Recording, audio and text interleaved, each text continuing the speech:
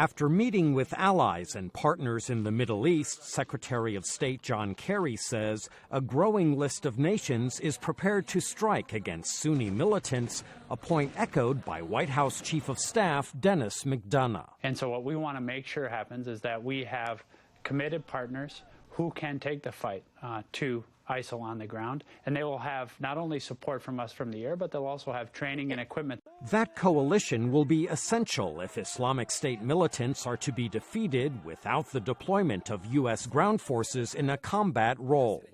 Another encouraging sign is the formation of a broad-based Iraqi government, according to McDonough. There is now a new multi-ethnic government in Baghdad. They will support a unified, capable, multi-ethnic Iraqi force so that they can take this fight to ISIL. A supporting U.S. role has the backing of independent Senator Angus King. This cannot be a war of Westerners against Islam.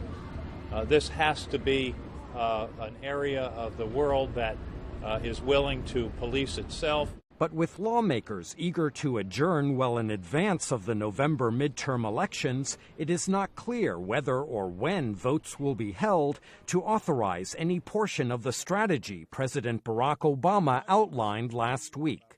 Senator Susan Collins. The president waited far too long to present a strategy to the American people and to Congress. Now we're being asked to react on a very short timeline, in a matter of days.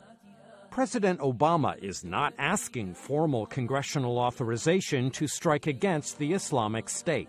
That is a mistake, according to Republican Senator Bob Corker, who nonetheless backs military action.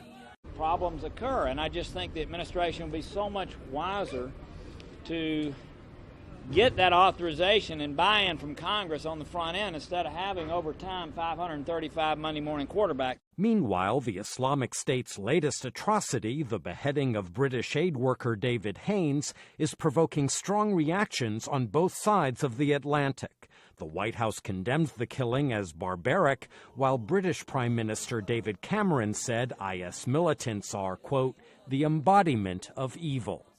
Michael Bowman, VOA News, Washington.